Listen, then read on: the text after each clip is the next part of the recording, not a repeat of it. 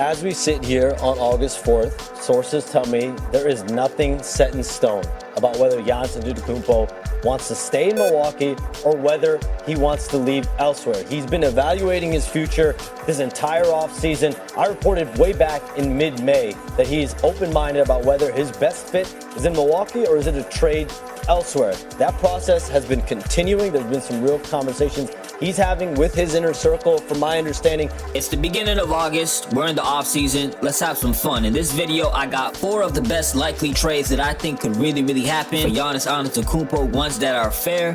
And look, I want to show also a comment on the screen that somebody left, because I did react to the Shams intro that you just watched on a separate video in my short section. Basically, this person was making the point that it's better for Giannis Antetokounmpo to sign to a team in free agency rather than being traded, because the team that he's being traded to would have to essentially gut out their roster in order to get him, and then he would be in the same position that he's in right now with the Bucks not having a lot of talent around him.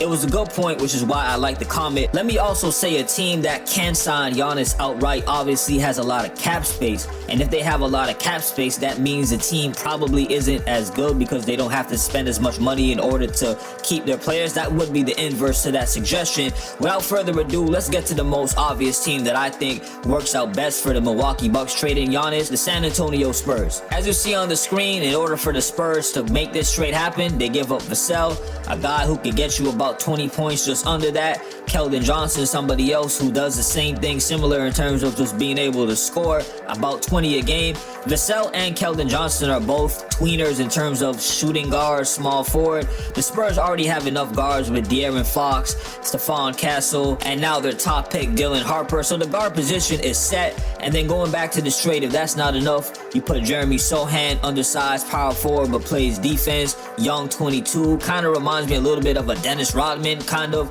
game. We'll see how that works. But yeah, I really like this trade if I'm the Spurs. And let's keep in mind too, I'm going to assume that there's draft picks involved in each of these trades. I can't actually add it to the ESPN trade machine. So any trade that you see, just assume that there's draft picks involved that the Bucks would be getting in return. But back to the Spurs side of this, man, you get Giannis Antetokounmpo paired up with Victor Wembanyama, and then on top of that, you already got De'Aaron Fox. And don't think that their whole bench is gone. They still got Harrison Barnes. That's a decent role player. You could throw him in the starting lineup or off the bench. Stephon Castle proved that he could be a really good player based off his rookie year. You already got Carter Bryant, somebody that looks like they could defend right now at an elite level, another young piece. Then you add that with Dylan Harper, another young promising player that you just got in the draft. The only worry would be how much could these players really develop and be key contributors right away, because with the core of a Victor Wembanyama, De'Aaron Fox, and Giannis, that's already, we're trying to win a championship now. And so it's just the development thing. You got Luke Cornett, proved that he could be a decent piece off the bench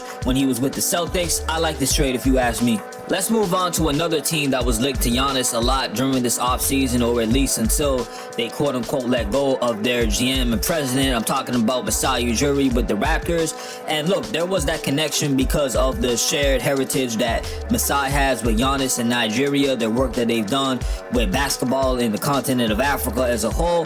So there was these little rumors going on the Raptors could get them. As you see on the screen, I gave Brandon Ingram and Emmanuel Quickly going over to the Bucks, and the Raptors would get back Giannis Antetokounmpo and AJ Green. I had to throw in Green there in order to make the contracts match up.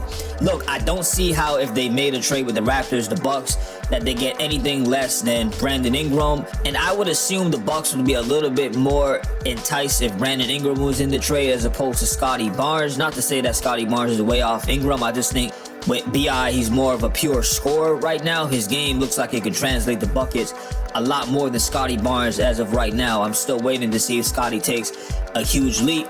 But nonetheless, if you're the Raptors, this is a trade that you would have to give up your 2 main starters, and Emmanuel Quickly is their best combination of ball handling and shooting. So when you look at Scotty, RJ, and Giannis Antetokounmpo in this hypothetical move, yeah, you're looking at it like, where is the shooting coming from? You would definitely have to throw Grady Dick in the lineup if you're the Raptors.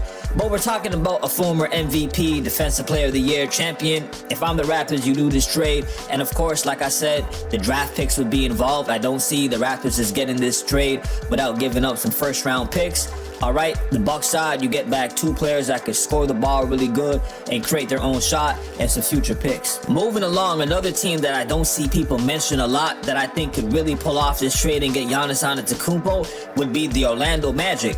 Don't get me wrong, the Magic are in no need to rush and try to make a really big move if they think for whatever reason this is a risk, but I'm looking at the East. It's pretty much open. Tyrese Halliburton's dealing with injuries. The Pacers lost Miles Turner. The Boston Celtics, they're dealing with their injuries. With Jason Tatum, they traded some of their key players away. So the Magic, as of right now, I think can make the NBA Finals, but why not go get Giannis Antetokounmpo? Give up Franz Wagner, who would have been an all-star for sure this year if he wasn't dealing with injuries, was basically just under 25, 5-5. Throw in Jonathan Isaac in that, some draft picks, and all of a sudden you have a very likely trade that could happen. Keep your eye out on this. Remember where you heard it first. If the Magic somehow get Giannis Antetokounmpo, say bye to Franz Wagner and Jonathan Isaac, and hello to Giannis, Paolo Banchero, and Desmond Bane. Then on top of it, you still got your Jalen Suggs on the team, Wendell Carter, Tyus Jones. They have extra pieces, guys. Again, I'm doing these trades so that the roster is not totally gutted out,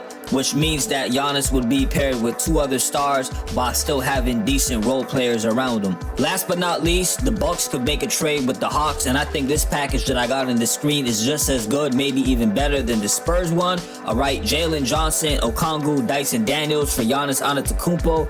Jalen Johnson averaging about 19 points, 10 rebounds, 5 assists. Those are flat out all-star numbers. Promising player that has upside, is still young. Okongwu, another piece that is a young guy that can go in there and do something for you. Dyson Daniels, straight menace on defense, led the league with 3+ steals per game or something around that. And on the Hawks side, not only do you have Giannis and Trae Young paired together, you also have your last year pick, who was the first pick overall in the draft, Zachary Ricochet. I don't think I pronounced his name right. If he develops into anything special quickly and this trade happens, oh, look out, you have a really dynamic big 3 here. This would be the main reason why I would do the trade, in hopes that I can have Trae Young and Giannis and a whole nother piece that could also be a star to back up those 2. Lastly, before I end things here, I do want to show a trade proposal that I did just before the draft, and this was a part of a whole other video I was doing with the Dallas Mavericks. I was explaining why I think they should trade the pick Cooper Flag in order to go get Giannis Antetokounmpo. As you see on the screen, it was a 3-team trade. Klay Thompson, PJ Washington, Gafford being the main guys that they would give up, plus Cooper Flag. Yeah, that's a lot of your main core and pieces, including the #1 pick. But if you're trying to land a superstar player and then take that superstar and pair him with other very star-like players in order to win a championship, it's gonna cost you some main pieces, man. Anyways, let me know in the comment section what you think of these trade proposals. Did I get it right? Was I off? Is there any other team that you believe you could build a better trade around that you think is more realistic? Let me know in the comment section. It's all good. I would love to know everybody's thoughts and opinions. Like, share, and subscribe. And as always, salute for listening. Peace.